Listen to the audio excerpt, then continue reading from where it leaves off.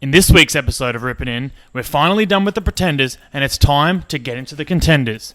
We preview the seasons of the Cronulla Sharks, the Newcastle Knights, the South Sydney Rabbitohs and the mighty Canberra Raiders. We find ourselves wondering what the bloody hell the Cronulla Sharks think's going to change with their current recruitment for 2021. We discuss the Newcastle Knights and the toxicity that seems to be brewing down there in the Hunter. Then, we all but cream in our jeans when discussing the South Sydney Rabbitohs and the mighty Milk. Alright, let's get into this week's episode.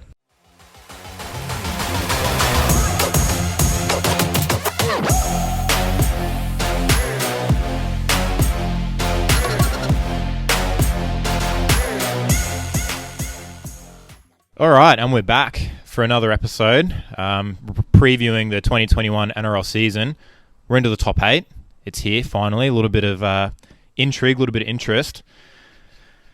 First cat out of the bag is obviously the Cronulla Sharks. They finished 8th last season. It was a pretty, I don't know, you don't want to say disappointing season if you make the top 8, but they definitely left a few questions to be answered. So, Alex, I'll throw it over to you. What do you think of the Sharkies in 2020 and how are they looking for 2021? I think disappointing is probably the word for it. We've probably thrown that term around a few times already in our series, but to be honest, they were underwhelming in 2020.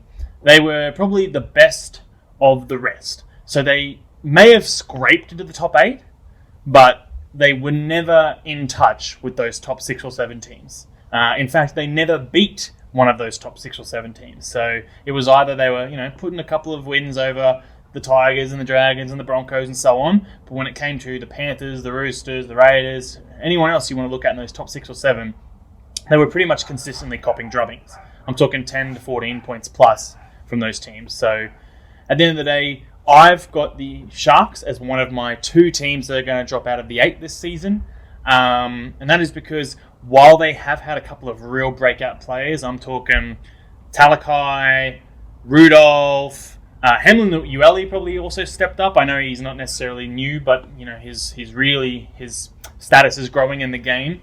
But for each of those rising stars, their veritable stars just did fuck all. Johnson, Moylan, Graham, even Woods, of course, but guys that you know the name of and you expect top tier footy and probably get paid for top tier footy, it just wasn't there.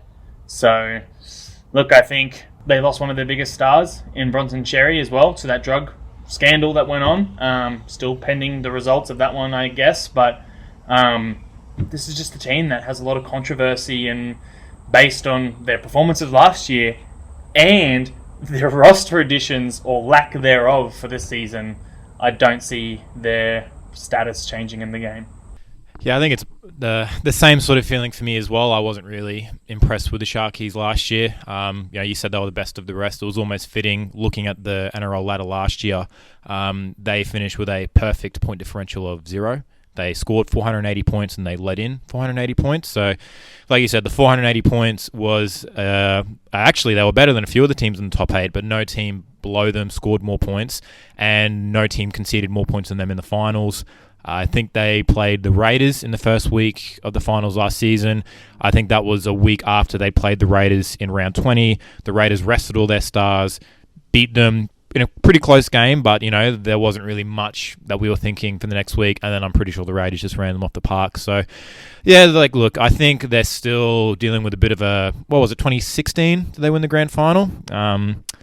Still a bit of a hangover there. Obviously, Paul Gallen, north of the border, cops a bit of smack, but I always rated him as a good footy player, an absolute grub. But I think it's really hard with a guy like that who, pretty much was the heart and soul of that Cronulla team. Since he's then retired, they've really struggled to, those guys that were, you mentioned like Dugan, Wade Graham, or Sean Johnson. He wasn't there when they were, but Wade Graham and Josh Dugan, again, I think great betas, not necessarily alphas. And there's with a lot of these great teams that you see, there's always that one guy that sort of puts them over the top, whether it's a Josh Papali or a Cameron Smith, or, going back even a little further, like Sam Burgess in the 2014 grand final for the Rabbits. And the guys that they have on that team now, Aaron Woods is a great player 5 years ago. Sean Johnson was a great player 5 years ago. I'm not saying that they're not good now. They are good, but they're not great. And when you're paying them what they're being paid, which is north of $850 a year, you want more out of them. Andrew Fafita has just been a shell of himself for the last few years. Like, I remember, early days of me playing NRL fantasy, and he was, as a front rower, scoring you 60-something points a game, like 5 to 8 tackle breaks, 150 meters, like 30 or 40 tackles. Always had a weird body type. He seemed to have the skinny legs, and he's got those pretty god-awful tattoos on him, so they're hard to miss, but then a kind of beefy topside. I guess I have seen a few news stories about him potentially having to cut some of that weight. Do you think that maybe Andrew Fafita doing that might, strengthen the Sharkies for next year and maybe see them staying in the top 8 this year? Yeah, he's probably one of the only X factors that I could come up with for this team because, I'll get into the halves, which is an X factor for any team, right? If your halves don't do their fucking job, you can't expect to go all the way. So the halves are always an X factor, and there's certainly one that I want to talk about when it comes to the Sharks. But Andrew Fafita is the other one, purely because, yes, he has been a shell of himself since, 2016 and so on and so forth. But from all accounts, he's turned it around this season. He's heard the criticism, and he's dropped a bunch of weight. And, for a guy like that, with his toughness that he has, he could absolutely change the game for the Sharks. He is that enforcer that you just talked about, but he's been coming off the bench or not playing at all. Whereas if he can be fit enough to play starting and enforce and intimidate and lead from the front, then the others may follow.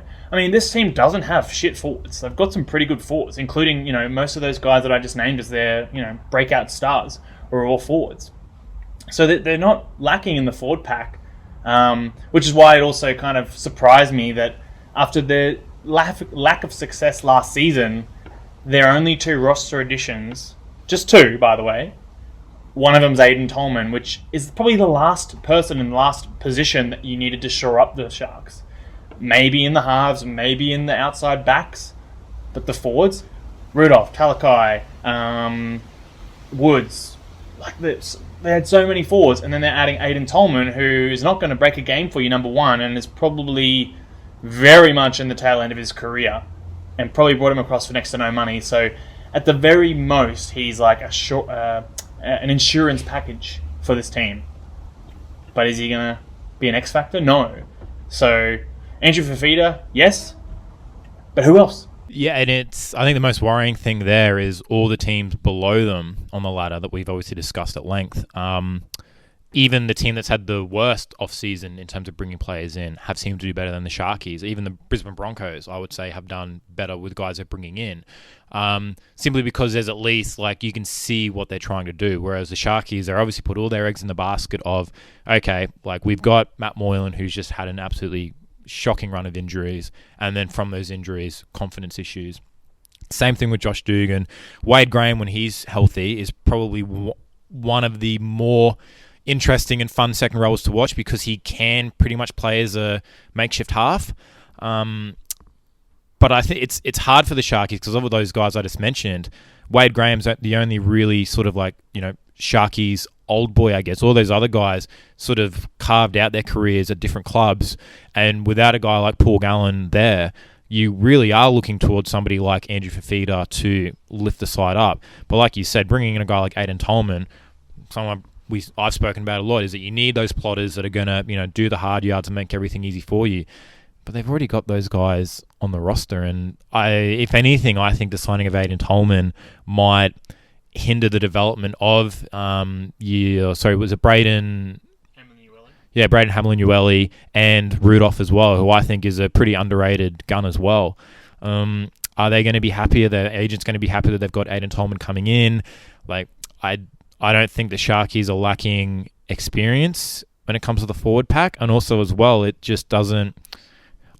Maybe it was just Aiden Tolman just not wanting to move out of Sydney, but I would have seen Aiden Tolman fitting in much better in a place like the Broncos, for one. Obviously I'm biased, but I think that would have been a good signing for them.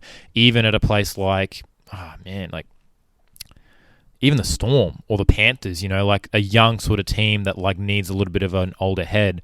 And I guess getting back to my point is that while the Sharkies, you look at the people that they've lost, and what do they have? They had 2 retirements of Cameron King and Jason Bakuya, B1 and B2 for averageness. Bryson Goodwin again is gone. So they haven't really lost anybody of note.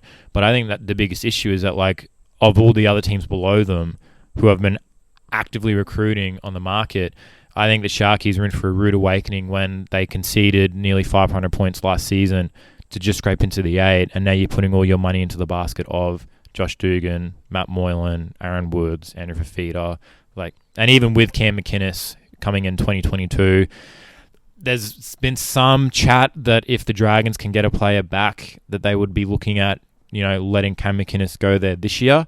But the Sharkies aren't a Cam McInnes away from making any kind of noise in the finals. Otherwise, the Dragons would be finishing a lot higher than what they have the last few years. It's like Scott Sorensen was okay, but he was probably the only good one that they lost, and he's gone to the Panthers, and he probably won't even get a start there, but he obviously saw being a potential player as part of the Panthers system is better than the Sharky system.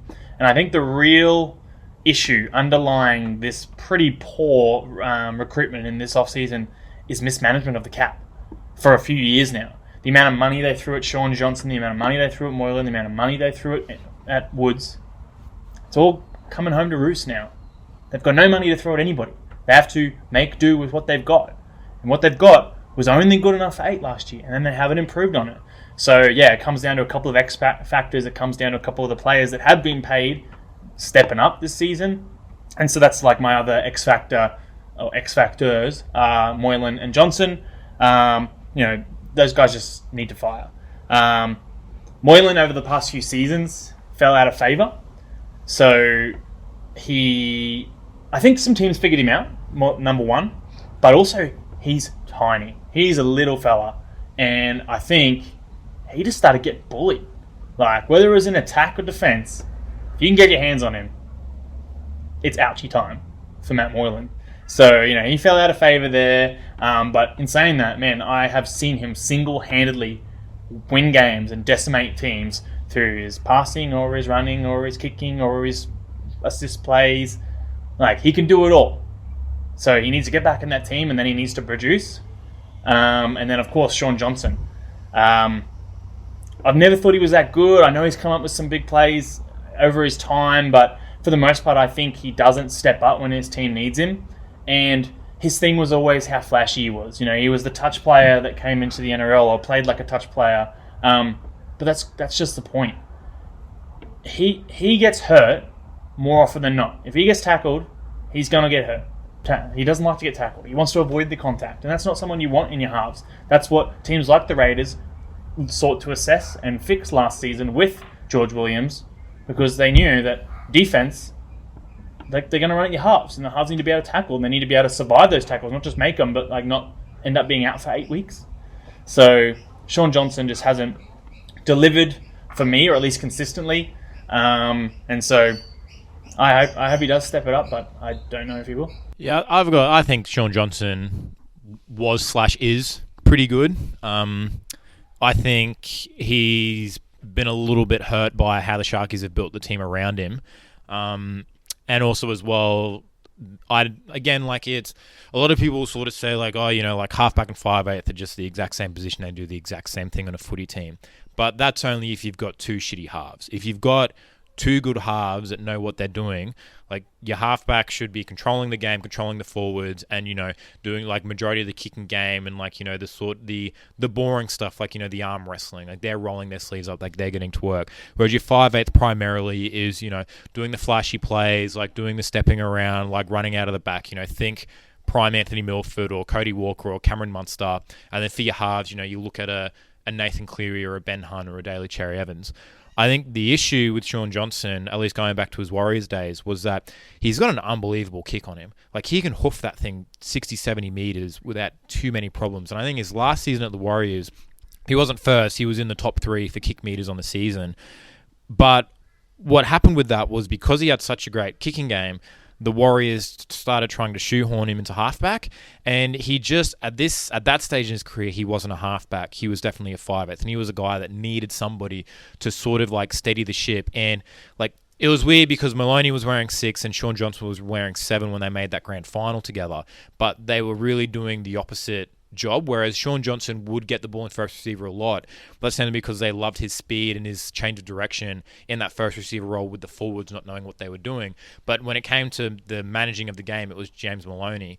You look at this Sharks team for this year, and you brought up with Moylan, you're like, he can beat you with his kicking, he can beat you with his passing, he can beat you with his running. But that's, I think for him, is that he's a jack of all trades and he's a master of none. And what they really, really needed to try to figure out for Shaun Johnson was to put Shaun Johnson back into the six, let him into second receiver so he's touching the ball less and he's got less chance of being hit.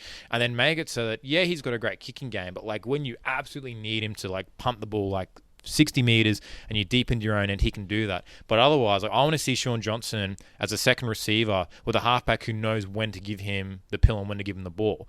Like, if you were to give Shaun Johnson Ben Hunt as his half or Daly Cherry Evans, I'm not saying that, like, you know, but that's the issue, right, with Shaun Johnson. He's getting paid the same amount of money as these guys, so he's being expected to do the same thing.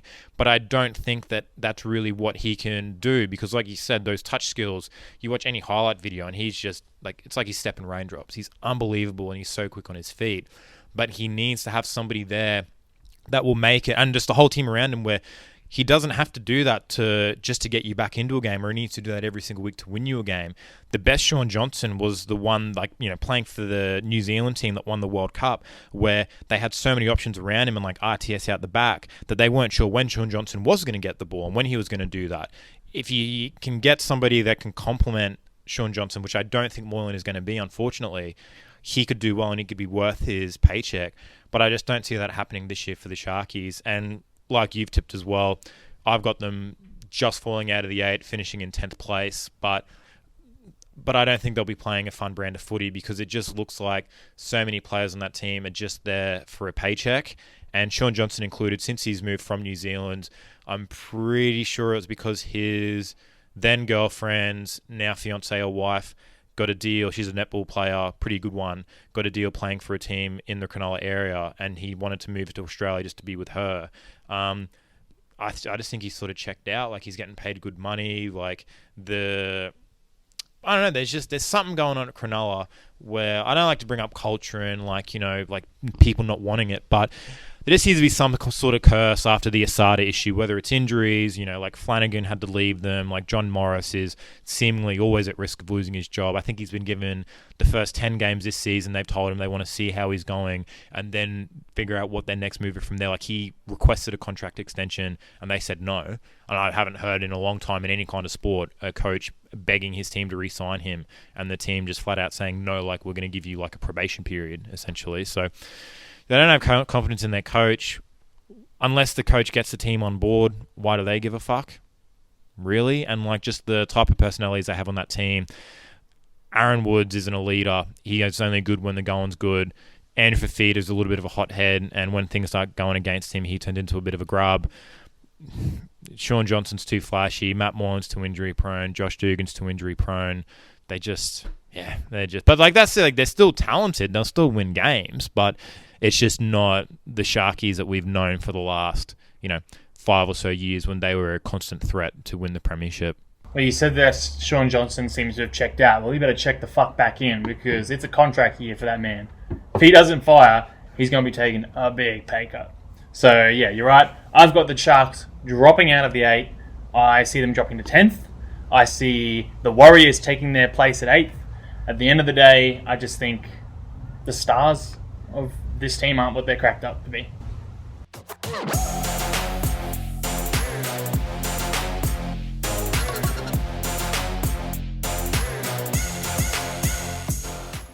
So now we have our 7th place finishers from the 2020 season, the Newcastle Knights.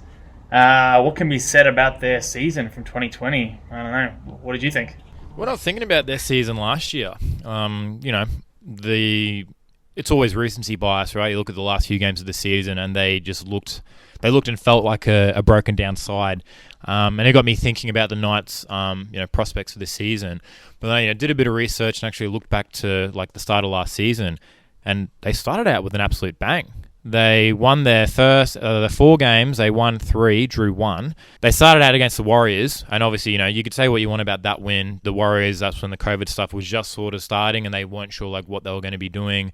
They got a win up over the Tigers. They drew against the Penrith Panthers at 14-all, and then everybody was a little bit unsure about where they sort of stood, and then they gave it to the Raiders, I think 34-18, and I think everybody from that point was like, oh wow, these guys could actually be a strong contender. So they started off the season with 3 wins and 1 draw. They went the rest of the season just 8-8, just as average as you could expect.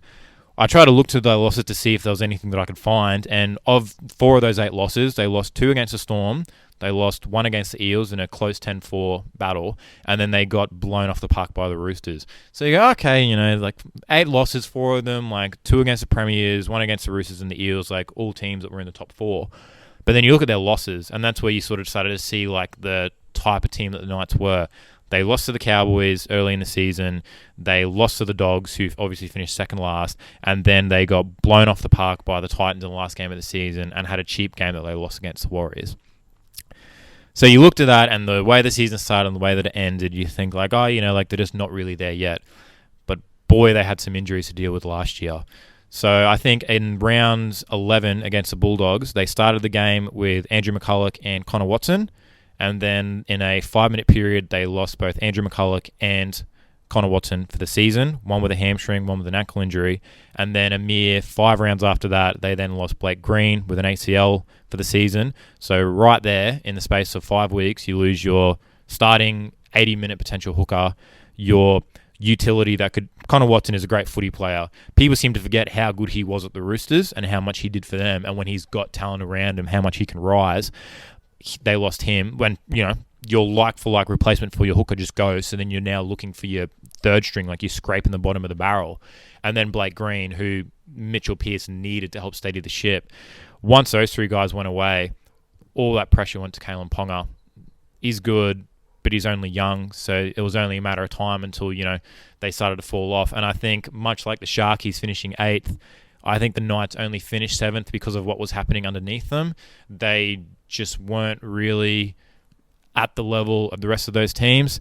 I was thinking that before their week 1 finals game against the Rabbitohs, and then after 12 minutes, I thought that I was not a very good footy expert because they were just absolutely blowing them off the park. But then I'm not sure if too many Newcastle Knights fans would have remembered the next 69 minutes because it was a schmozzle after that. I don't think I've seen a worse capitulation. I watched that week 1 finals game, and that first, I think it was 15 minutes almost, I was like, these guys are unbeatable. They're just on fire. And then they went to fucking sleep. It was just zombies for the rest of the game. They got walked over. So, yeah, I don't know what their go was there, and I guess, what does this season have in store for them? They've already had their fair share of controversies in the off-season. You've got the Mitchell Pearce saga, who has totally proved to be a grade A knobhead. And then even just this week, it's still under hush-hush quite a bit, but their coach Adam O'Brien's getting kicked out of race days for being a drunken dickhead. They've had a few ins and outs. They have had a pretty good influx for the loss of talent that they have had, because they did lose SASA, Matautia, and then of course Tim Glasby and Guerra to retirement. So there's 4 good and at times great. I'm talking Guerra here. We know the things he did for the Queensland State of Origin team for a couple of years there. So there's some good talent there. And then they've replaced it with Frizzell and Jack Johns, who's, that back row lock 4 out of 8 sort of player. So some good replacements there. But overall, I've voiced my opinion on Frizzell in the Dragons episode. So I won't say much more than that. But I just don't think he's going to be the game changer for the Knights that they expect him to be. And that's why I have them not making the 8 this year. Well, a little bit of disagreement, a bit of controversy there with the Knights not making the 8. I think we got to address the first thing with the off-field dramas that they have. I like to look at any sort of news story that comes out from any sort of NRL team. I always love to play the game of what would happen to this player if he played in the Melbourne Storm system, or would this ever happen in the Melbourne Storm system? And most of the time these things come out, and like that's exactly what happened. I think, the Melbourne Storm, obviously outside of the salary cap debacle, we won't get onto that just yet. But, Nelson Asafa-Solomona had the issues at Bali at the start of the 2020 season. But the way the Melbourne Storm handled that, the way that it was sort of dealt with internally, and you could also see that when he did come back, he was absolutely firing. The Melbourne Storm don't let much of this stuff, a lot of this shit that they sort of cut out. So when you have your coach getting a little bit too tipsy at a race day, I'm sure that when they go to training, all the boys will get around him and they'll laugh and go oh yeah, that's awesome, you're a fucking sick bloke, man. Oh, I love you, yeah, it's so funny. But I think that's the issue with the Newcastle Knights, is that it's all a little bit too matey. Mitchell Pearce, I think he is one of the better halves that we have in the NRL. I think he's fell victim to being the best New South Wales half in an unprecedented era of Queensland dominance, and the New South Wales media love putting the pin on one singular person, and Mitchell Pearce has always just been the easy target. But fuck me dead, he doesn't make it difficult to find things about him. Not trying to get into too much of the gossiping and the details of it, but pretty much he was messaging a Newcastle Knights staff member who happened to be a female, and the details and the information in those messages led to the cancelling of his wedding that was planned for at Byron Bay, and had to force them, I think, a week out to pretty much send out all the information to the guests to say that they can't go anymore. So we could only imagine what might have been said. At your halfback, and that's supposed to be one of your leaders, and he's doing this shit. And bridging this into my X factor for the Newcastle Knights being Kalen Ponga. There's not a bloke that is much more physically talented than him, and it even goes across something more than being physical. It's he has an ability to read the game and read plays better than any fullback I've seen in the attacking sense since a young Darren Lockyer.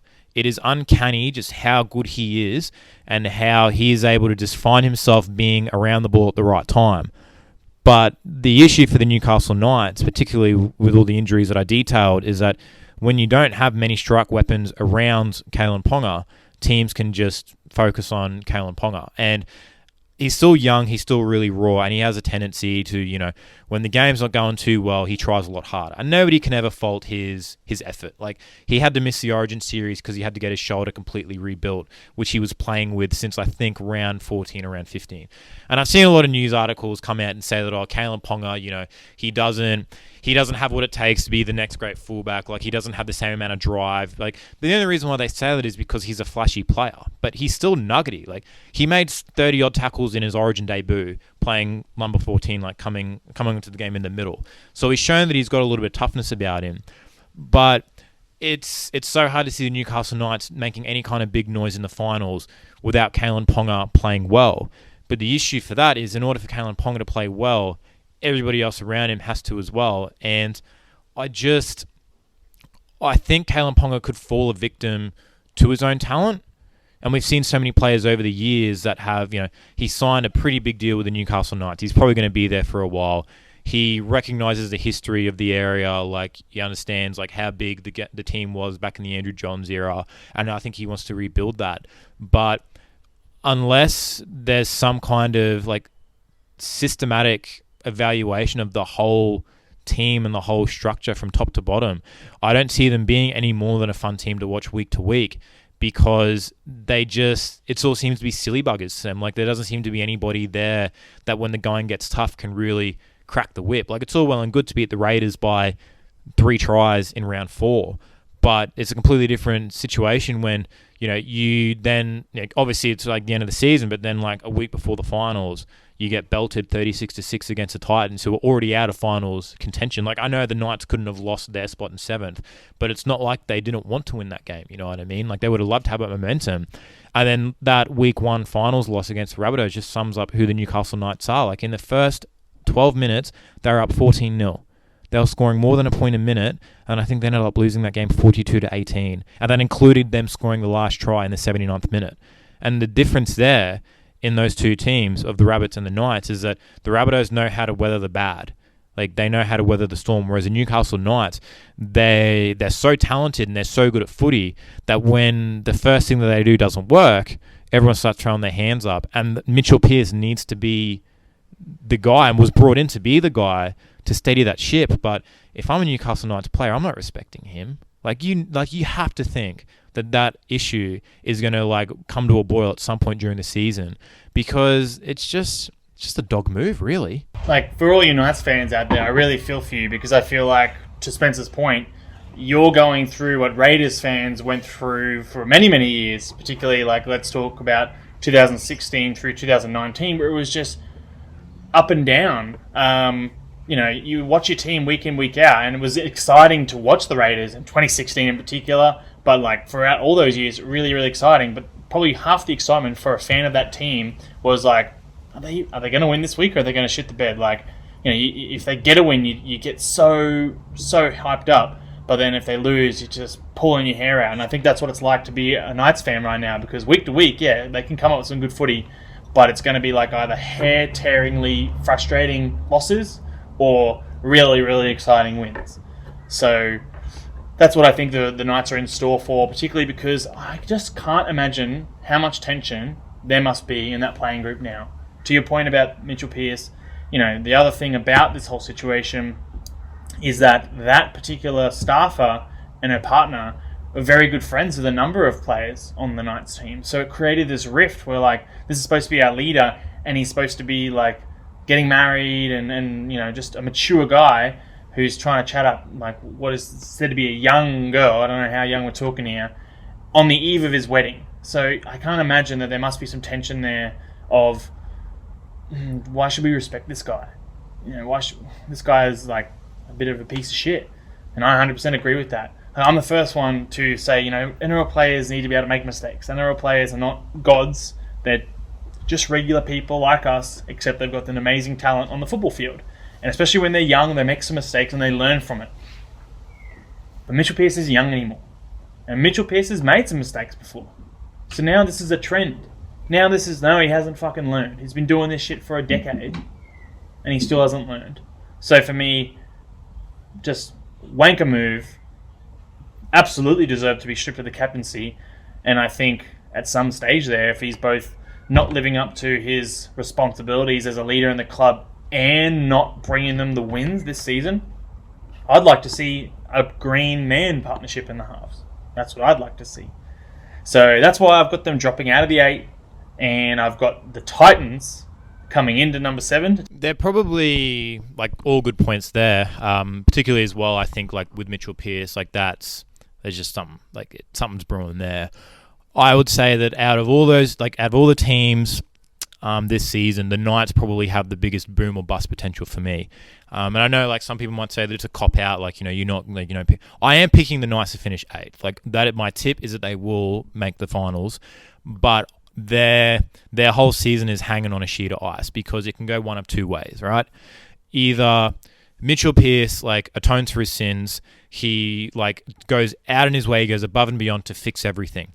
That could happen, like you said. At the end of the day, these are human beings. Yes, they're footy players. They're earning pretty good coin for what they're doing, but they're not earning that coin for the, you can't play halfback for 30 years unless you can play hooker for 30 years if you're Cameron Smith, but Mitchell Pearce isn't playing for 30 years. He's only got a finite amount of time to earn this type of money, so we can't hold these guys too crazy. And they get hit in the head as a living, and they're all pretty dumb anyway, right? But the thing is that you can be whatever type of person you want to be off the field, but you have to understand there's going to be consequences to that. And if I'm a Newcastle Knights fan, if I'm as part of the Newcastle Knights playing group, if I'm a anybody, one of their staffers, coach, board members, I'm looking at Kalen Ponga's career, and if we keep going backwards and we keep declining, you're not going to be able to keep him, because at the end of the day, there are so many different, so many other teams that would literally jump at the signature. I can think of right now probably 5 teams off the top of my head that if Kalen Ponga became available, regardless of who they had to trade to get him, they would bring him in. Could be a generational talent, and with every year that you aren't going deep into the finals, I think you're wasting his career. You really are. Pearce and Ponga can galvanise this playing group. We haven't made mention of David Clemmer or I think it's Daniel Saifidi. Yes, I think he has a brother like Daniel. Those are two fantastic prop forwards. Suaso Sua is going to offer some great depth. Tyson Frizzell does the type of work that goes unnoticed, but like around a playing group that's like winning games. I think if they can get a few wins up early in the season like they did last year, the roster and the talent on that field is definitely there. Like Bradman Best scored 8 tries in 11 games last season. He is, by all reports, training the house down, but from at least the eye test, he's a thick fucking boy. So fuck tackling that guy. But that's if it goes the right way, right? Like they galvanise, they come together, they all get together in a room and they talk things out. But the Brisbane Broncos are doing a shitload of that last season, and every single week when it looked like things were going to turn around and get better, I can assure you right now, the 623 points we let in last season goes to show you that things did not go well. The Knights, if the Knights start to capitulate, as you said, earlier in the season, and it's just the same trend to the end of last season, now they could fall into the bottom 4. Like they could get up close to the top 4 if they get a couple of key wins up over. But they are so hit and miss. They're so hard to call because I could show you one of their games from last year and you would say they're Premiership contenders. And then I could show you their worst game of the season and you would say they're wooden spooners. And obviously teams have good games and bad games. But with the Knights, it's how once Kalen Ponga can't do Kalen Ponga things, how quickly that team just starts to just throw its hands up in the air and just go like, what's going on? Like I don't know what to do. And if it doesn't work out this year, there could be a massive roster uphaul for 2022 because they're paying a lot of guys a lot of really decent money, and a lot of those guys I reckon came to Newcastle with the belief that Kalen Ponga was going to stick around. And there's obviously been something brewing in Newcastle for a few years, but at some point you've got to take that next step. And like if you don't do it this year and you don't put those frameworks into place, you're going to have the Gold Coast Titans nipping at your heels. You're going to have the Bulldogs nipping at your heels for 2022.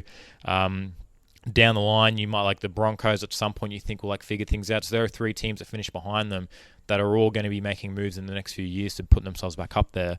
So this year is really, like a make or break year for the Knights on the field and then also off it as well. So there you have it. I've got the Knights at 9th. You've got them at 8th. Pretty close, but yeah, plenty of opportunity for them if they can pull it together, and a very, very low floor if they don't.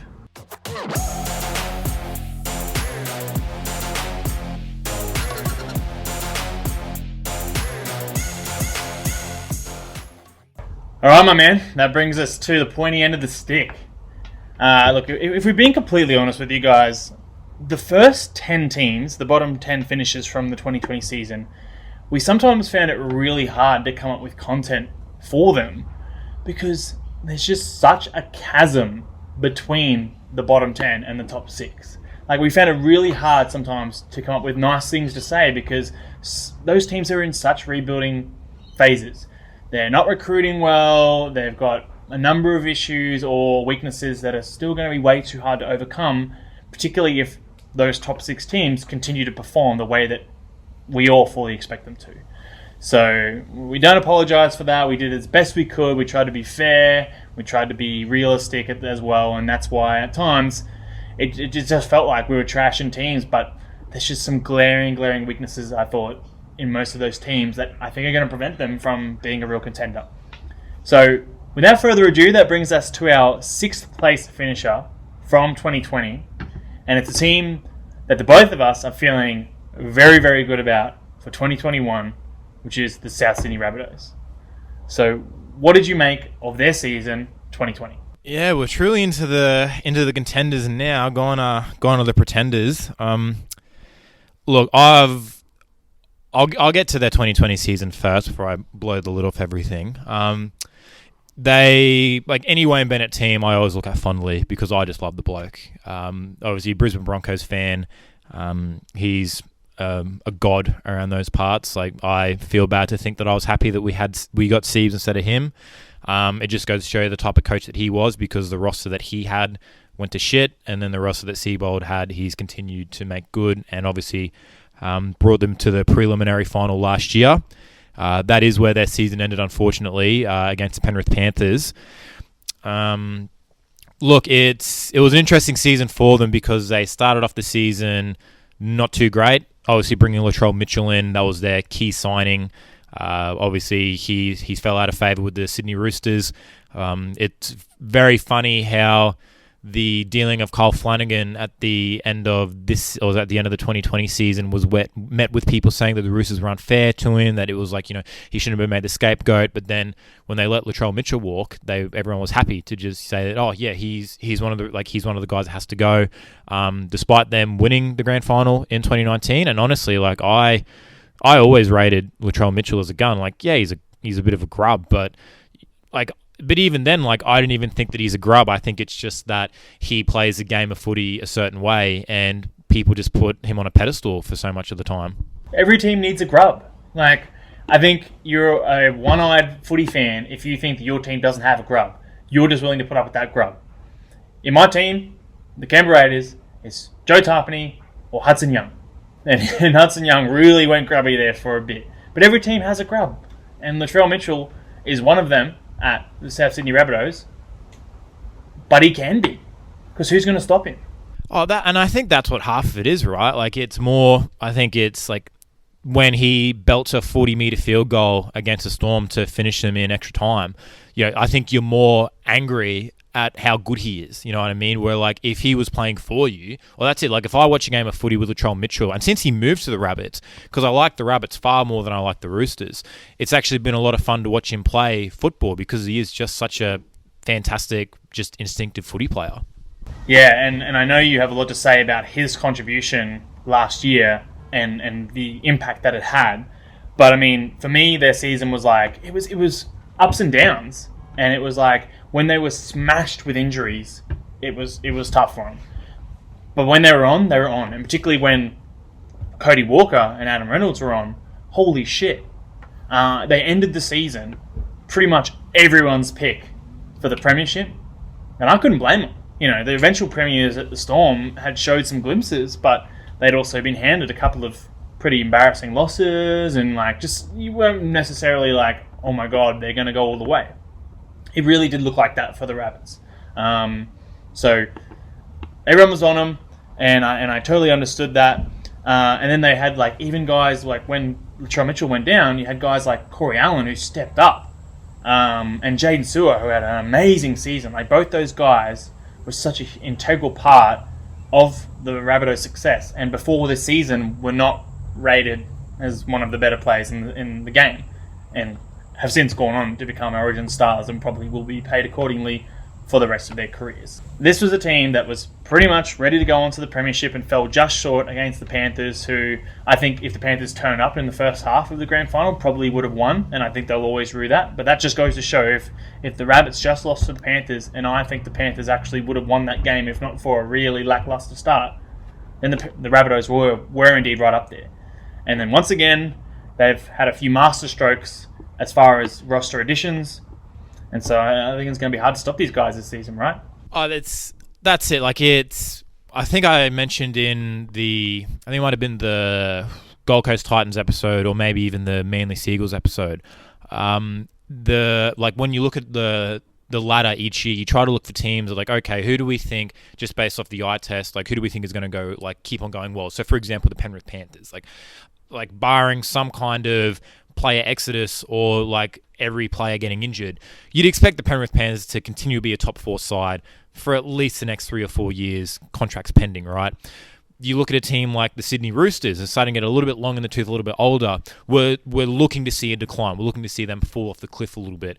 You look at the Melbourne Storm, like, we're sort of in that unsure at the moment, like how they're going to compare last year to this year, with all of the, Cameron Smith isn't gone, they're blooding new guys, like now they've got like different dudes having to take on a bigger role. With the South Sydney Rabbitohs, I don't really see too much of a drop-off, because their early season misfortune, I think being one of the 3 teams that the Broncos beat last year, is probably not a title that you want to have. And that's just what happened to the Rabbitohs in week 2, just before COVID. But you look at it with hindsight now, and Wayne Bennett is a very smart man. He's probably arguably the greatest footy mind that we've ever seen or ever had, right? And he was still trying to figure out a game plan that best sort of utilise Latrell Mitchell. Of those 14 games that Latrell played last year, He won 10 and lost 4. So, like, the early season misfortune was, like, pretty bad. Like, the loss of the Broncos was huge. And then you look, they then lost 28-12 against the Roosters. They then lost 22-8 against the Storm, who both finished top 4. They then started to right the ship a little bit. Like, they pumped the Titans, they pumped the Warriors, and then they lost to the Panthers. But this is where things start to get interesting, and why I think Latrell Mitchell is such a key component to the Rabbitohs' success is rounds 8 to 9, they just beat the Bulldogs, they just beat the Tigers. Latrell Mitchell is out injured rounds 10 and round 11. They just lose to the Newcastle Knights, and then they lose by 6 points to the Canberra Raiders. All right? So they lose the 2 that Latrell's gone from. Then, the next 8 games, the Rabbitohs win on the trot. The game that he gets injured in against the Parramatta Eels, they won 38-0, and I think like he only played 50 minutes. They were already up 20 or so points before he got injured, sorry. And then right after that game, they lose by 6 points to the Storm. They narrowly beat the Tigers, and then they lose to the Bulldogs. Remember that game? Everyone's like, they're nothing. And always, like, I think it's an end-of-year tradition now for the NRL where the Roosters and the Rabbitohs always play in the last game of the season on Friday night. And if you don't remember that game, you're probably a Roosters fan because they won 60-8. 60-8. And then to add insult to injury, the Roosters then had to play the Raiders a mere 2 weeks later, who was still piss and vinegar about that grand final loss the year before, and then they got belted out there. The Rabbitohs single-handedly wiped the aura away from the Sydney Roosters. And what I will say is that Corey Allen did play phenomenally, and he deserved to play in the Origin team, and he deserved to get that good contract with the Bulldogs. But what I'm saying is that Latrell Mitchell is out and out a better player than Corey Allen. Like, nobody can say. In terms of pure talent, Latrell's up there pretty much in just, like, not a class of his own, but he's in the class with the rest of the top guys. But I also think that the way that, like, once Latrell started playing, what even is the word to say it? Not good football, as in he wasn't playing good footy before, but he was playing happy football. You know, like he was, we say that cliche like he's playing backyard footy. But it really did seem like Wayne Bennett had a way, and like there were some games that they lost, and you saw Wayne Bennett in the dressing sheds, who's always been noted as being a great player manager, having his hand around his shoulder, making sure Latrell's feeling okay. Once Latrell started getting his mojo back, feeling the flow about it, the rest of the team started to like build around him, and you could see how devastated they all were for Latrell when he went out injured. And I think towards the end of the season, a lot of what they were doing was for Latrell Mitchell. And some people could say that's a cop-out and get fucked for all I care. Latrell Mitchell is like unquestionably one of the keys to that Rabbitohs side, and it just goes to show that like the team that they were, like the team without him lost 6 points to the Penrith Panthers in the preliminary final, and I think to your point that they played better against Penrith than what the Storm did. It's just Penrith shat the bed in that first 25 minutes of the grand final and then got out to this unbelievable lead where it was something like 24 or 30-0. And the Panthers ended up coming back and making a game of it. But the Rabbitohs were in that game in the preliminary, and honestly, like it was one of the better games of footy all year. And I felt that and again, the Panthers, like, the Rabbitohs were, if the Rabbitohs had won that game, they were definitely deserving winners. You know what I mean? One thing with Latrell Mitchell is, and then you even mentioned this with the Wayne Bennett scenario in the dressing sheds, is that he is an emotional player. And that's something that all the champions need to get out of their game. They need to be ice in their veins. They need to have ice in their veins. And he doesn't have that. He wears his heart in his sleeve, and it 100% affects his performance both intra-game and across the breadth of the season. So I have personally seen games, especially when he was in Roosters colours, where if someone would frustrate him or he would make a few mistakes, he just kiss that game goodbye. Because Latrell Mitchell's dropping his lollies. He's going to try to start fights, and he's going to just continue with that poor performance. But he doesn't have the resolve to pick himself up, compose himself, and go again.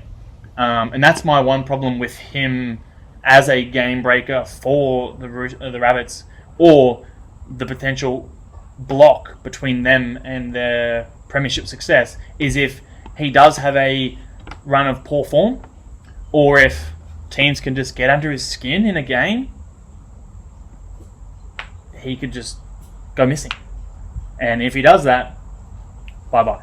Those are great points, because the easiest comparison that everyone seems to bring up with Latrell Mitchell is Greg Inglis, of course, right? Like, sure, it has nothing to do with any kind of racial bias. It has all to do with the fact that he's nearly 2 meters tall. Even when he was a rookie, he was he was skinny, but he was huge, right? He was a massive frame. He's like something like 115 kilos.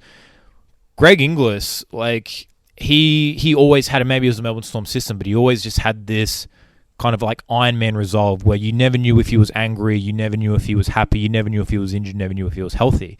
And yeah, I do agree with that Latrell definitely has some ways to go in maturing to sort of get that under control. But I think it's a double-edged sword where it's like you don't want to completely take it out of his game, right? Because you love personalities in the game. You love, what sets people out to be different.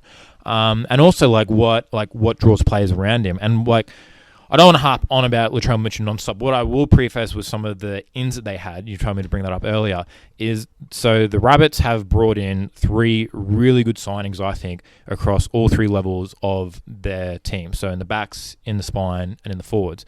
Start with the forwards. The signing that we've known about for the longest is Jai Arrow from the Gold Coast Titans. He fits in seamlessly into that system. I think that Jai Arrow, since leaving the Broncos, was kind of dealt a shorthand in the sense that he had to kind of carry that Gold Coast Titans pack. Wayne Bennett obviously loves him because he recruited him from South Sydney via the Broncos where they just couldn't afford to keep him on the payroll. Him and Cam Murray in a back row of 3, if I'm any other team, that scares me a lot because those are just 2 guys that can just get after it all game. He hits well. Ask James Tedesco. And Freddie Fittler, who was a little bit you can't have any of that. He's got an absolutely fantastic mullet almost all year round. And he's just one of those no-nonsense guys that, you can tell he's no-nonsense because he played at the Titans for 2 or 3 years and you barely ever heard a story about him that wasn't his either disgusting mullet or just, barreling somebody to death with a big shot. And yeah, I just think that with Jai going to the Rabbitohs, we saw how well he played in the Origin series with Wayne Bennett as his coach. I think it's just a really good shrewd signing from the South Sydney Rabbitohs. I know that you weren't super high on Jai Arrow, but I think that it was just something that will be an unsung move by the end of the year because you just can't take away from a forward who just makes everybody's job a little easier. Yeah, of course, as I mentioned in my Titans episode, Jai Arrow doesn't really light me on fire. And for me, it's just about, I think that there is such a wealth of talent in the second row of the NRL now, and imagine how it's going to be in the next 5 years and beyond, that I can't give anybody applause for anything less than being a great all-round player. And I'll go into this with Joe Tarpany and my Raiders spiel, because when you compare the two, I just can't be he hits really hard and he plays long minutes, he's a good player. No, it's not enough. I need everything from my second rower. To be a great second rower, or to be a standard second rower maybe, in the NRL now, you need to be able to do it all. Run hard, play big minutes, lots of tackles, offloads, just everything. And that's my standard for success from a second rower, which is why, Jai Arrow just hasn't lit a fire under me, right? One guy who I thought was a really great signing was Josh Mansour, though, who I'm sure was probably maybe your guy that they've added for the backs. Because, I'll be totally honest, I thought he was over the hill at the Panthers in a couple of seasons there, maybe 2018, 2019. You didn't see much of him. I don't even think he scored a try in 2019 or scored 1 try, or it was just a stupidly low number for a winger, right? And I was like, okay, he's done. He's a bit old. And then he came out with this 2020 season. It was just holy shit, he still got it. So I was like, okay, man, big part of the Panthers' success. And then they did him dirty. They must have some crazy opinions of this Charlie Staines bloke to be letting Josh Mansour go the way he played in 2020. I understand that Charlie Staines scored 6 tries in 2 games or whatever it was, but that includes a 4-try haul in an absolute drubbing. There's a lot more to it to being a long-term successful winger. 2 games is not enough yet for me to know that, and surely it's too soon for the Panthers to know that. Mansour has been proven, and he played really well, and they showed him the door. And he wouldn't have even been asking for big money. honestly, he wouldn't have been. He knows that he's on the way out. He knows he's been on the older side, but he just wanted to keep playing with this team that came oh so close in 2020. So, great pickup by the Rabbits, because one area that they really did struggle was one of their wings. They had that Paulo fella playing on the wing that, they gave him a lot of opportunities. They really did. And there was a bit of a revolving door on that wing for a while there too. They had Burns and they had Allen and they had who knows who else, right? And then this Paulo fella they settled on, and he's okay, including that absolute bombed try that he still got awarded anyway when he just puts his foot over the sideline. So he's going to take that wing spot. I reckon he's going to have a cracker of a season, and all power to him. The Saucers fucking got onto a good team, I reckon. Yeah, look, I didn't really rate the Mansour signing on face value for South at the start. Like, I understood it for the Panthers. Like you said, the Panthers did him dirty. And, like, let's be honest, like, they taking everything outside, like, looking into everything but business decisions, I see where, like, he could be coming from. Like, he was there since he was, like, from the under-20s kid. Again, fantasy nerd. Remember him being this, like, really cheap winger who just broke a dickload of tackles every single game, who ended up averaging, I think, nearly 44 points for me and earning me $300,000 in my cap. So from then on, he was like, with the source we trust, right? But bring up Charlie Steins, the Ferrari, as they call him. It just comes down to cap management, right? Like, they've got so many players coming up that are going to be forcing themselves big money. Like, they're already in a little bit of a negotiation with Stephen Crichton at the moment. They had a handshake deal. He then made a New South Wales team. They wanted him to be paid more money. So Mansour, unfortunately, had to be the man to go. But with this, what made me turn around on Mansour is that he made 4,000 metres last year, 4,004 to be exact, which finishes 4th on the season. He finished 5th for post-contact metres, 100 metres behind James Fisher-Harris. So, like, he's a winger only by the number that's on his back and by the position that we put next to him. He's another forward. And you got it, like, and the thing that I always think is, like, what's Wayne Bennett doing when he's doing something? Because he's always thinking something. And the Rabbitohs are literally making it so that their forwards have to do even less work because they've got Cam Murray and Damien Cook there.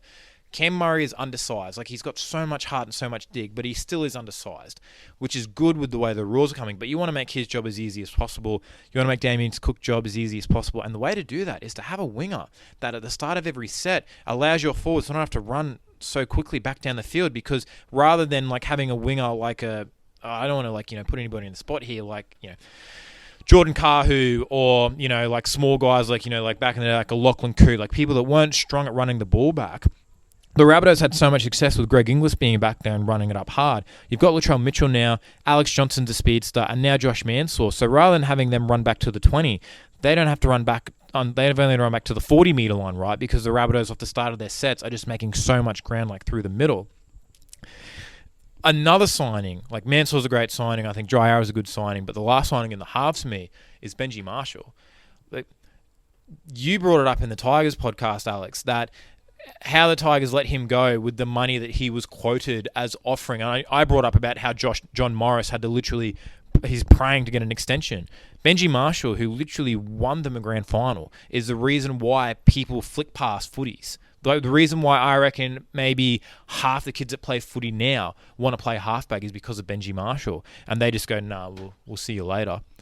The Rabbitohs just licking their chops because he's probably not going to... I mean, he's definitely not going to start. He's probably not even... He's not making my top 17. But what he is doing is offering depth.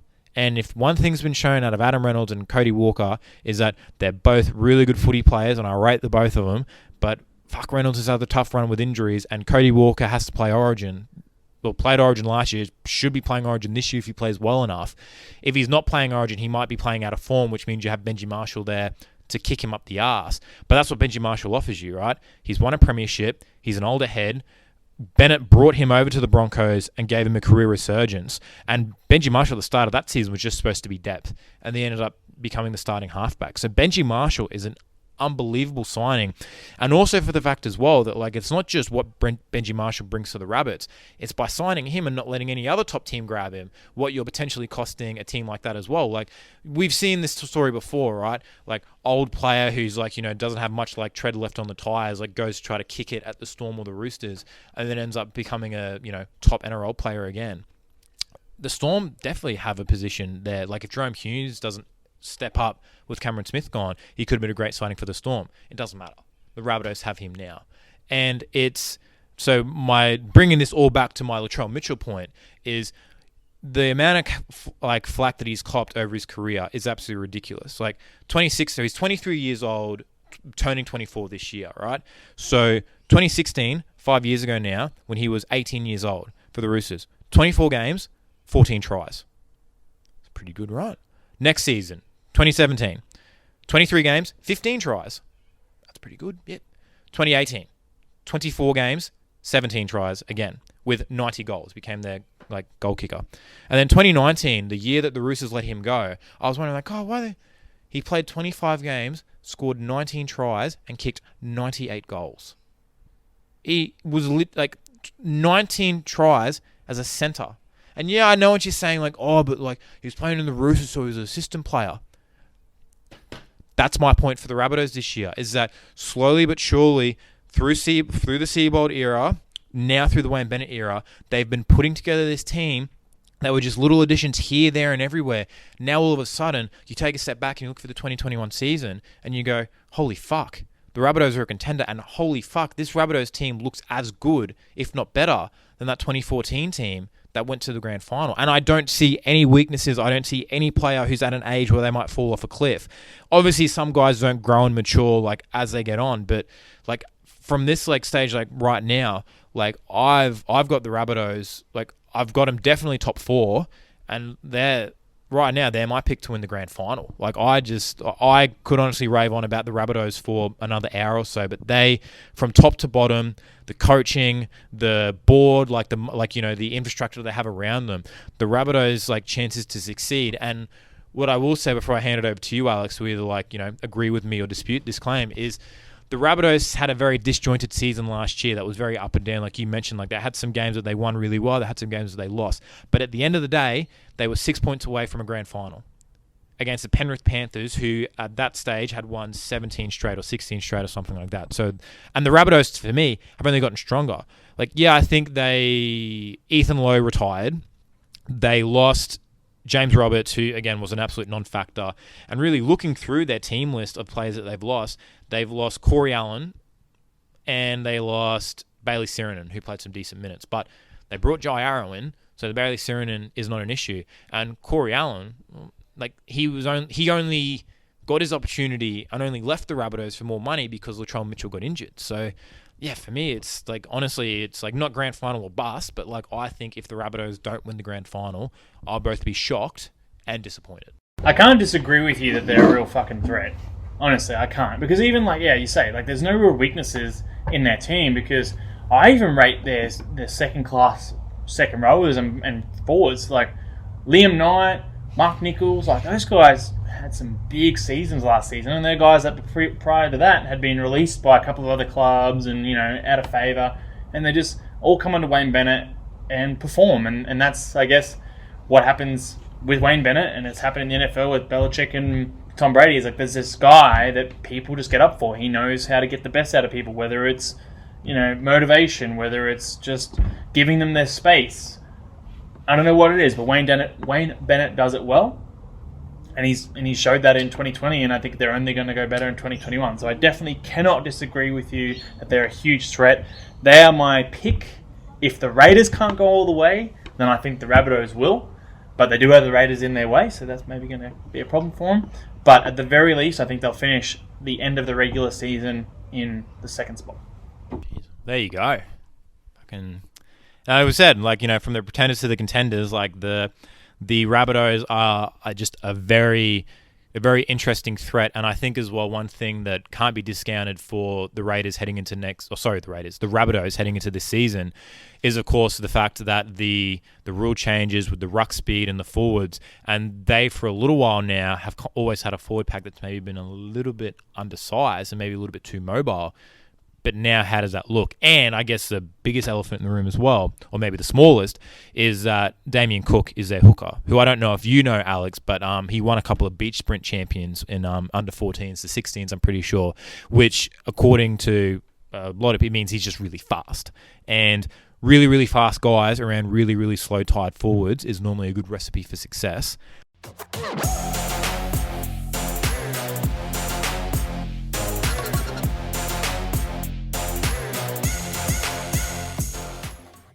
Yeah, so it looks like we both expect the Rabbits to be pretty high up there at the end of the season. Obviously, them being number 6 means we're now moving on to the team that finished 5th last year. I, on the record, picked the Rabbits to win the Premiership. I think Alex's pick might be slightly different, but why don't you tell us what we've all been waiting to hear? Green machine all the way, baby!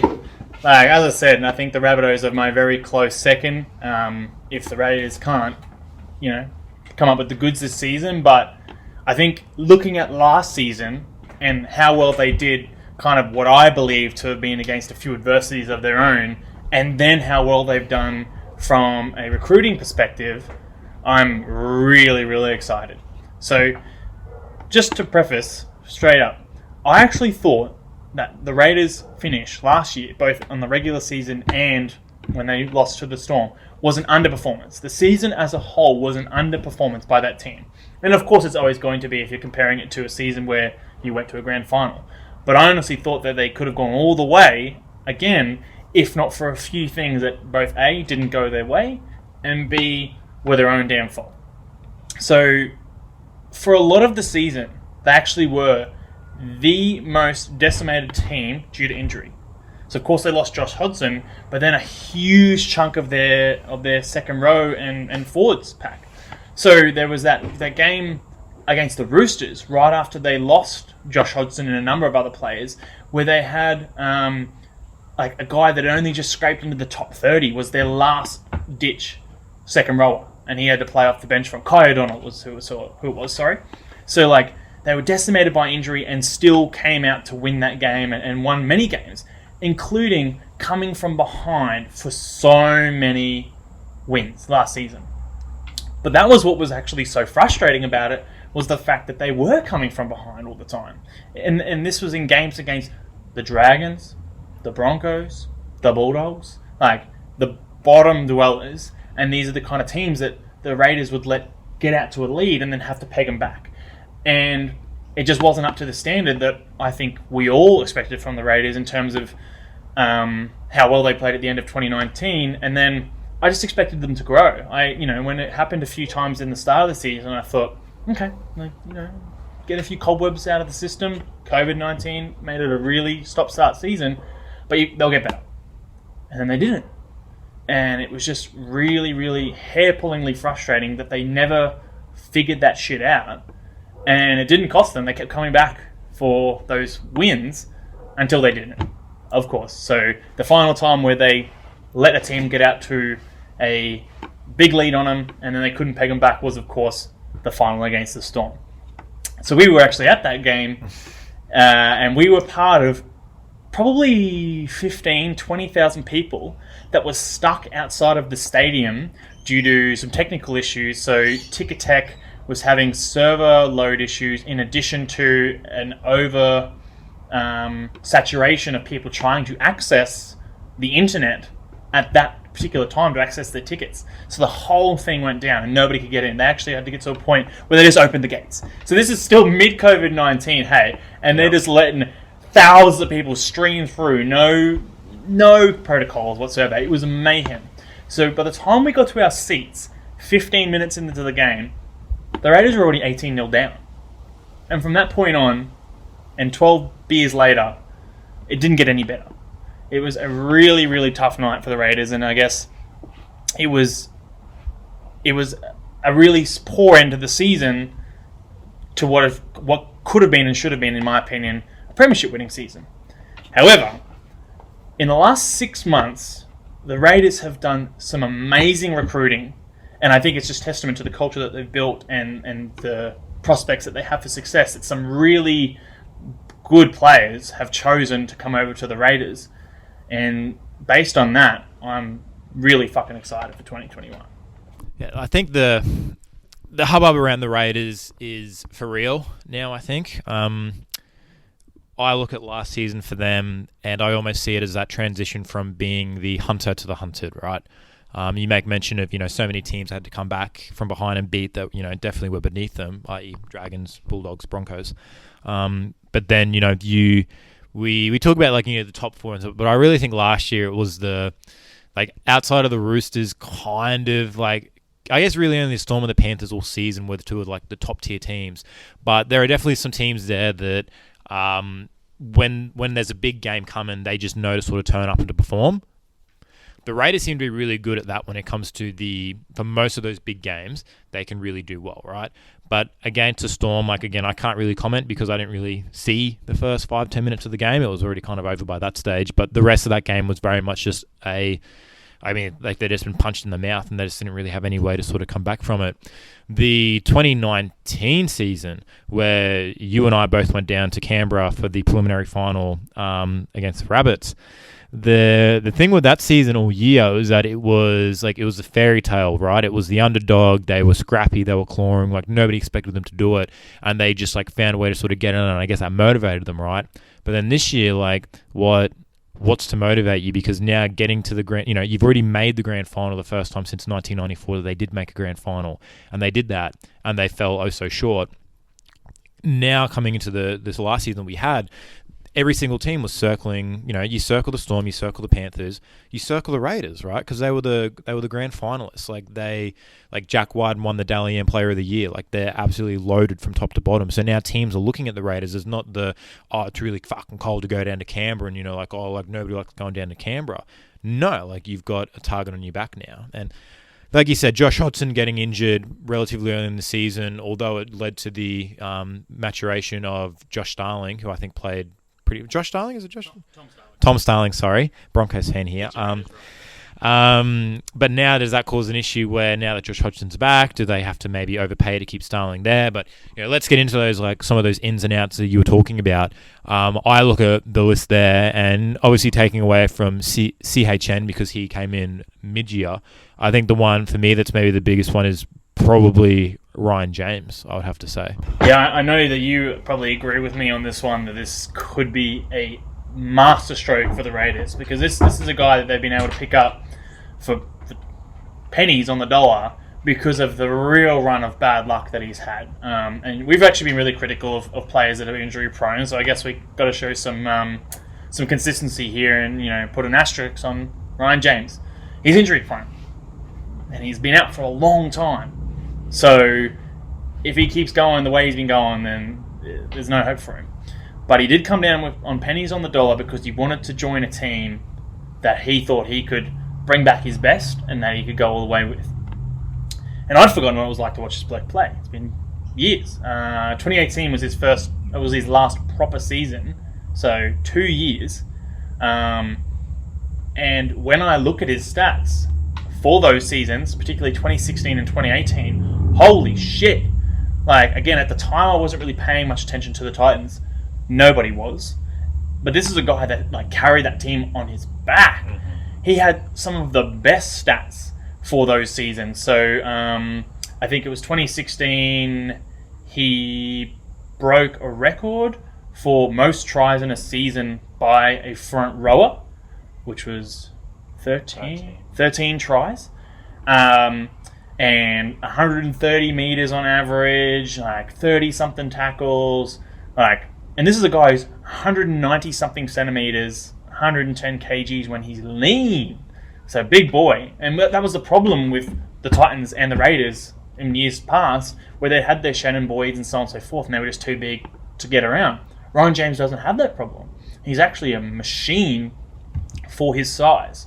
And then in 2018, he backed up, so he didn't score as many tries, but made more meters and more tackles. And then you see photos of him training at Canberra, and hear stories of him since he's gone down to Canberra, and he's doing everything right, especially in comparison to where CHN has obviously gone wrong in his pre-season so far. So Ryan James turned up to training before he even needed to be there. No, mate, it's just all the bottom half of the top 30. You don't need to be here. So, no, I'm coming. And then he's already in the community there and so on and so forth. And he is looking fit. How fit is this dude looking? Oh, man, again, a bit of my fantasy nerd coming out. But again, I remember that 2016 because just about every fantasy team that was trying to win their league had him in there. And he was just, I think he scored 122 or 117 points against the Rabbits, who were at that stage still, the Premiership threat. And yeah, you look at some photos of him when he was, because he was primarily a front rower, but I think came into the league as a second rower, and then probably he gained a little bit of weight. And, I think like some of the work that he was doing, like he was around, 40 tackles a game, 100 meters, like tackle breaks, tries, like, very similar to the Andrew Fafita. It's just when Andrew Fafita was doing it, he was winning games at the Sharks, and when Ryan James was doing it, he was winning wooden spoons with the Titans. He's definitely lost a good, 10 to 15 kilos, I would say. He is looking very, very fit. It does show some of what the Newcastle Knights are missing by him getting to training sessions earlier when he shouldn't even be there to begin with, right? And, obviously I don't want to, rain on your parade here, but obviously the addition of Ryan James comes at a loss of a John Bateman, let's say, and, at least from a footy fan that at least likes watching the Raiders, like, through you, of course, watch a fair bit of Raiders games, but at least from face value for me, like Ryan James in and John Bateman out, is even taking away the drama and, the talk that was sort of, brewing up around John Bateman. Like, is he going to stay on? Is he not going to stay on? Like, is he holding out for his contract? Like, what are we going to do here until the news finally came out that he wasn't playing anymore? How, I guess, two-part question. Like, how much of John Bateman, his contract debacle throughout the season, do you think impacted the Raiders, if at all? Do you think that's even a fair excuse to sort of say? And also to that, how do they move into the 2021 season without John Bateman, when, if I'm not mistaken, he did win Dally M's second row of the year in the grand final year, I'm pretty sure. Oh, no two ways about it. Both John Bateman and Nick Contrick are huge losses. They are big losses. Particularly in that 2019 year, two of the very best. John Bateman was just coming into the league and just cemented himself straight away with, his aggression and ad-lib footy and that sort of stuff. He scored some fantastic tries. And then Nick Cotric, wow, like the first 2 or 3 seasons of his career, unbelievable. To be fair, last season was a lot quieter for John Bateman. I think, obviously, the injury first, but then, of course, with everything going on in the world, his heart and his mind was already back in England. So I don't think we saw anywhere near the best of John Bateman in 2020, and we still performed to the preliminary final. So when we talk about losses, I'm at least just like looking at last season, I'm like, okay, we made the preliminary final, oh so close, just lost the first 20 minutes and then never recovered. So it's much the same as the Panthers in the grand final or the Rabbits against the Panthers. It's like, change the first 20 minutes, potentially change the whole game. But I know how close we got, even with Bateman well below his best. I honestly didn't see any of those things that made him great in 2019 in 2020. I didn't see like the game-changing tries. I didn't see much of the aggression. And I think to an extent he was figured out a little bit because, he's surprisingly strong, but then once you get a handle on that, you probably can handle it a little bit better. At the end of the day, he wasn't the biggest guy. He wasn't the quickest guy. So, yes, big loss. I think if he'd stayed, it would have been better and we would have run a premiership with him without a doubt in my mind. However, fortunately, through his injury and through last year, like a couple of real good suitors showed up. So I don't necessarily compare him and Ryan James. I more look at CHN, Corey Harawira-Naera and Hudson Young, who are both vying for his spot currently. And both have great cases, or at least they did until CHN decided to be an absolute fuckwit. And to be honest, I think based on what he has done over this off-season and what he did in 2020, got into that debacle with the Bulldogs and swore off alcohol. He said, I'm done with this. I need to get a fresh start, get no alcohol. And then he's done this shit prior to this season. Like, 2 strikes, man. I think he's just lost himself. Not only probably what he was going to get the starting spot, I think he's gone out of the 17. But, man, Hudson Young at the end of last season and through almost all of last season just proved himself to be a pretty able replacement for John Bateman. The dude is super strong, pretty mobile, can do try assists, can score some meaties of his own, and he finally got that grub shit out of his game. Because I was the first one to say in 2019, get this man out of green. I don't want to see him playing in the green jersey ever again. Like, eye gouging, all that sort of shit. We don't need it. Like, we talk about grubs and every team needs a grub, but you don't want that shit. And then last season he turned it around. Last season he showed that he can channel that aggression into like really good football. And I think we're going to see a breakout season from him. I think he's going to make that second row position his own. And then as far as Nick Kotrick, man, Bailey Simonson, I know we didn't get to see much of him last season, but again in 2019, for a young guy who was actually not very big, he's put on a lot of size since then, scored some phenomenal tries, saved some phenomenal tries, scored against the best teams on the biggest stages, and he's just going to slot straight back in. Jordan Rapana on the other wing, and we know who the centers are for the Raiders, don't we? I'm going to play a bit of devil's advocate here, and I think the Raiders forward pack is, you know, easily like top 2, maybe even the best. Like it doesn't really compare with just Josh Papali, obviously, like straight off the bat, like he's the number 1 forward in the game, and I don't think there's even a close second. I think, and you'll probably have a bit to say about this, I think Joe Tarpanay really took that step from, you know, raw, athletic, you know, can put a lot of hits on, but, you know, was probably still more Tavita Pangai Jr. than he was, you know, Sam Burgess in his prime, but he last year, you know, took the more of a role of like the game changer. Like, you know, we talked about stints in footy in a few earlier episodes, and that first 20-minute stint against the Roosters in the preliminary final, he scored that try, and that was just a massive dagger to the Roosters, because I'm pretty sure he just ran straight through Hargreaves as well. And also as well, like, you know, took the advantage from Papali moving forward from his first try. What I want to get into with the Raiders, and what I sort of see in them a little bit that could potentially derail their season, is I think that they could have 2 or 3 injuries in their forwards and they'll still be okay. Like, as long as it's not Papali. And, like, you know, I don't want to do, because, like, with every team, we could cherry pick injuries and stuff like that. What I will say is I think that the age of Croker, he's certainly not getting any younger. Like, he was never the fastest guy. He's always just been one of those, like, good all-rounders. I think that's going to be something to watch out for this year. I do see Curtis Scott having a better season just because he didn't really, you know, explode. Rapana plays footy the way that I'd love to watch footy, except if they were my kid. He is just like, he uses his body and his head in particular as a weapon, which is, you know, what you want to be playing with and what you want to see like watching TV. But he's definitely had his fair share of injuries, from fractured skulls to torn knees to, you know, pretty much you name it, Rapana's had it. If they have 1 or 2 injuries to their outside backs, I think they're super weak. And I just think that I will say, like, I really want to see Jack Whiten. Obviously, George Williams, I think, played phenomenally.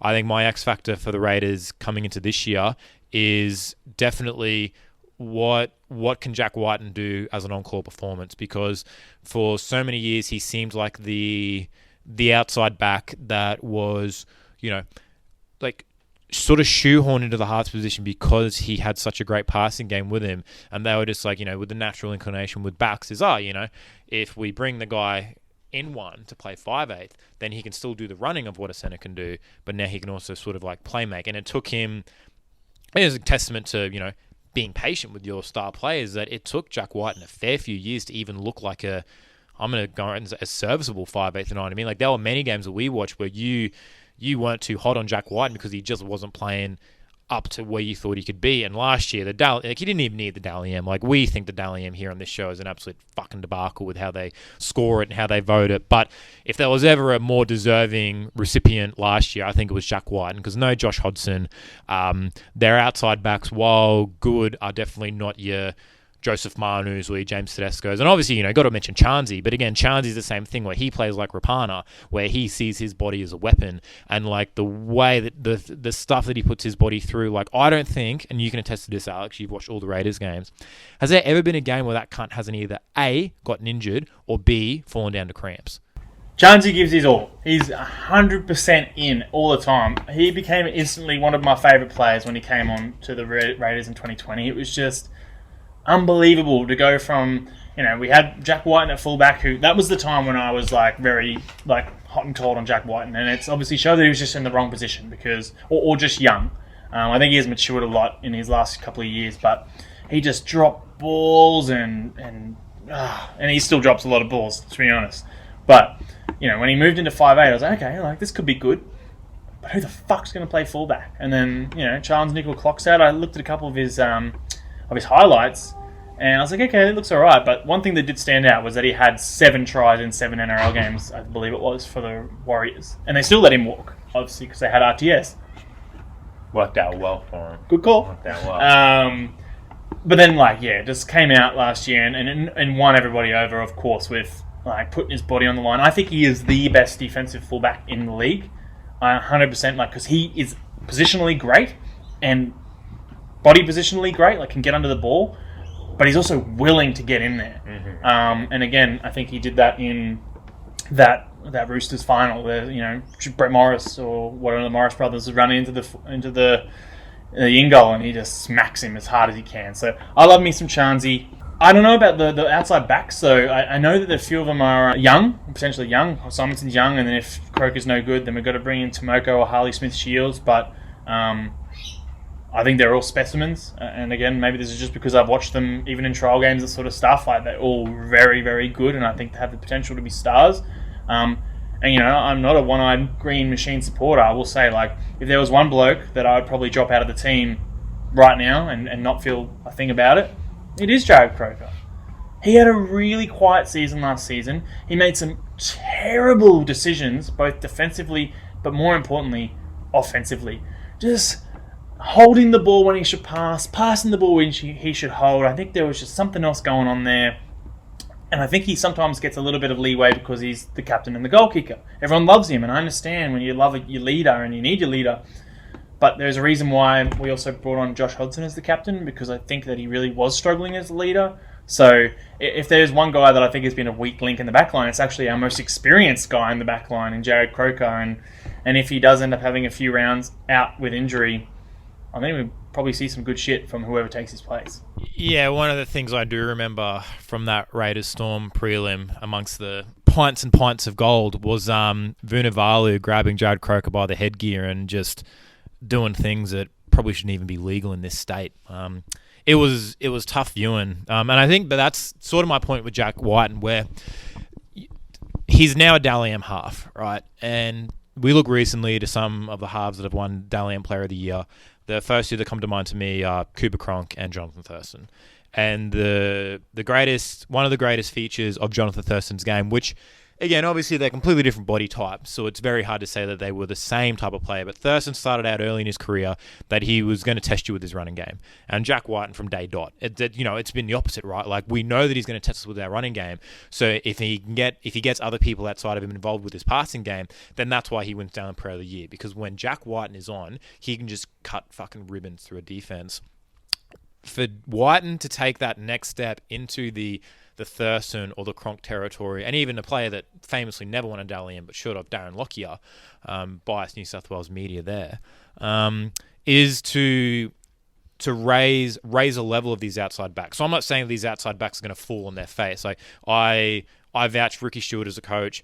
I vouch for what a rev up Josh Papali can give you pre-game and what it would feel like on the field to hear and see him put Rhea Hargreaves on his ass and then get the ball back for you. I want Jack Whiten to become, as he gets closer to 30 now, the mentor of these young guys, and to make it so that when he has to run through the line and score a try or do something fantastic himself, that it's something that either it's just so wide open that it's there for the taking, or it's the end of the game and he really needs to, put the team on his back and go. But I'd love to see him this year maybe take a step back with the running game, prolong that career, and maybe see those tries start to bump up a little bit more. And then also by doing that, instill a little bit of confidence in those outside guys. Because I truly think that, with all teams' halves, I think the Raiders are very, very dependent on Whiten in the sense that so much of their their attack starts and stops with him there because of how many questions he makes the defense have to answer, right? Where if he's running the ball really well, you have to suck that defense in. And already at that time, from the middle and those fucking big boys that are running down the middle, you've already got to be kind of worried. So if you can get a good, fake inside play to Tarpany or CNH or Hudson Young, the defense is already starting to suck in a little bit, right? But then if he's then giving themselves where they are not sure because Curtis Scott has just ripped him for 150 meters already in the game, if he's going to take it and go himself or pass up to Curtis Scott, that there's no answer for that in the NRL. And if Ricky Stewart, which I believe he can put that system into place, then I have the Raiders tipped for 4th just because I have never met a Raiders team that doesn't like to make things difficult for themselves.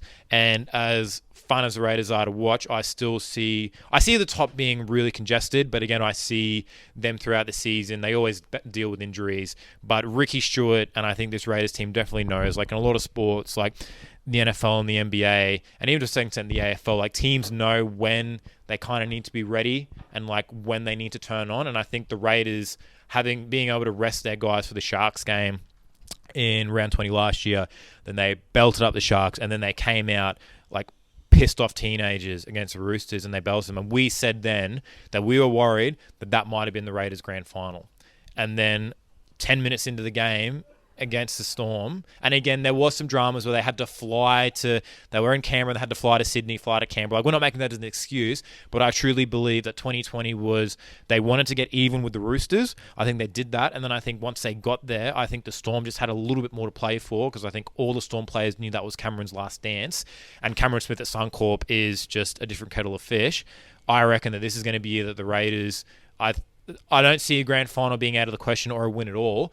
I just see them being very smart and methodical and making sure that they're not running Josh Hodgson 80 minutes a game. And I reckon throughout the year, there probably are going to be some games where they're going to lose to maybe the Broncos or the Cowboys or the Bulldogs. But I think it's going to be coming from the mindset now of not, oh no, like we fucked up doing that. It's like, oh, we're going to use this, and it's going to roll over into the postseason, where the Raiders now know that's where their money's being made. It's not like the goal isn't making the finals for the Raiders anymore. It's not like every single game is important. They're going to circle all the games against the top 4 sides, and they're going to go, these games are really super important, but then all the other ones should be elementary to the Raiders this year. I have no false beliefs in my mind that the Raiders are going to be perfect in 2021. We're going to drop some fucking atrocious games. And if they didn't lose those kind of games, I wouldn't bloody watch them. That's what I love about them. You just don't know what you're going to get. I still am that kid that was watching the Raiders in the 2010s, and it was just like, if they get a win, how bloody exciting. So I know they're not going to be perfect, but fucking hell, they've got some ticker now, and I think that's what encapsulates them now, is that they've got the ticker, and in the belief in this team that they can go all the way. And when they do come up against these big boys, these big teams, if they don't win the first time, we'll come back, get you the next time. And so, we might drop a couple games to them even in the regular season, but we're going to be there at the end, and we're just going to keep winning. Yeah, so they're just not that team that is going to be perfect, but I'm absolutely certain that they're going to go very, very close this year. And what excites me and what makes me feel so confident about that is, even you're right, like Jack Whiten is not a perfect footy player. He runs more often than he should. He drops way too much ball. He's still prone to a kick out on the full every couple of games. And it's just like, but if he's still making these kind of errors and is already considered one of the top players, imagine when he stops. Imagine when he learns when to ball play and when to go through the gap. Holy shit, that's scary. I know for a fact he doesn't like playing on the right-hand side of the field. If he can just get that in his game, and like they don't always expect Jack Whiten to be running down his left edge, their right defensive edge, man, game changer. So there's so many little things that if he's working on these things in this off season, he's going to go to a next level this year, and I have no doubt in my mind that I think he will. And then for the other X factors of the Raiders, like there's just so many, and that's what has me so pumped about this team. George Williams, like rapid fire, George Williams exceeded everybody's expectations. I don't think anybody's ever seen an English half come into the NRL and do as well as he did. He shored up the biggest problem in the Raiders team, which was the halves that were just absolute turnstiles in defence. He immediately came out and showed that he's a tough guy in defence.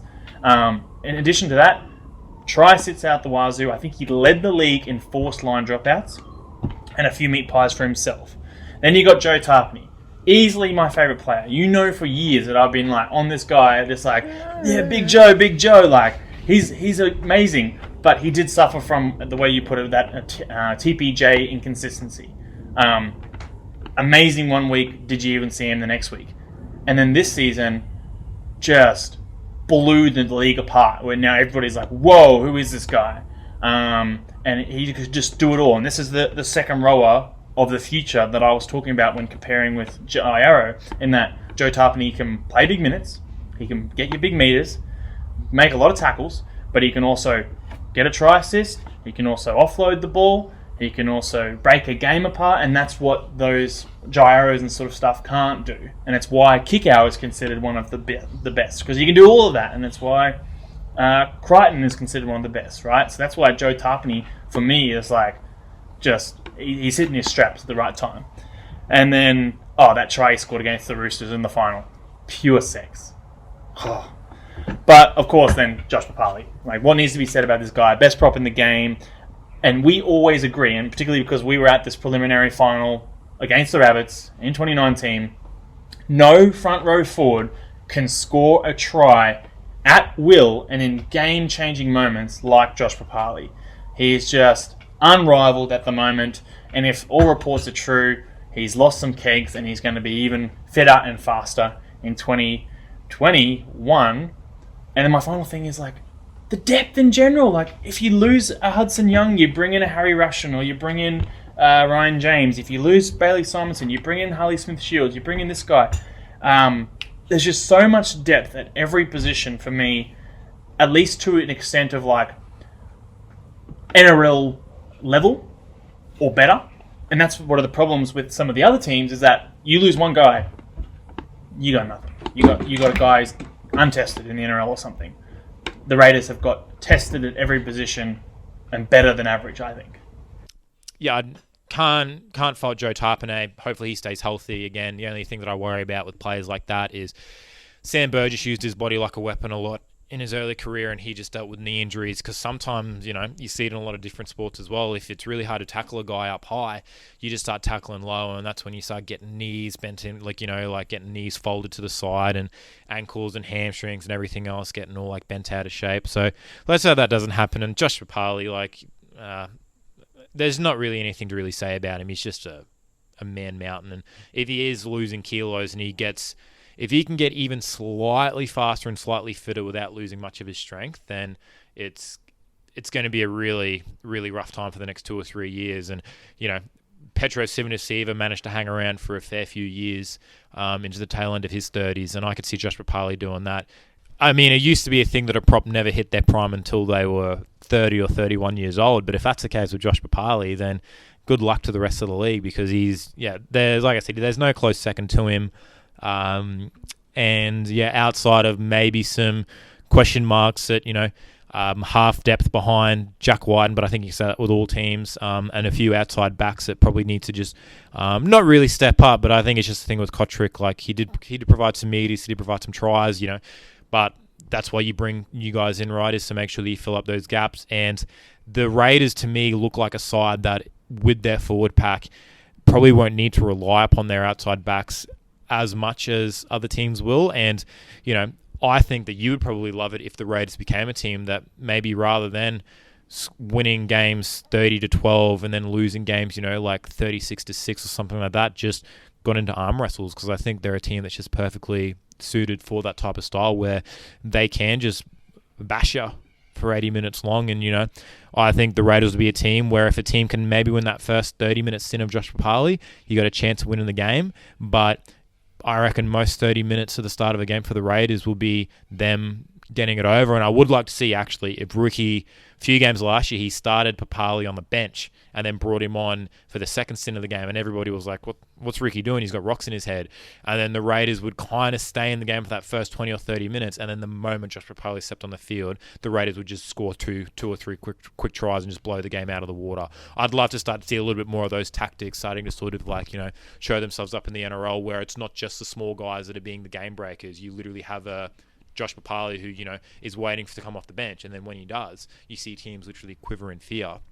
And I think with those two picks, we should mention that round 8 will be when the Raiders and the Rabbits will meet each other for the first time on a Thursday night free-to-air game in Canberra. Can you believe that? I'll just sum it up like this.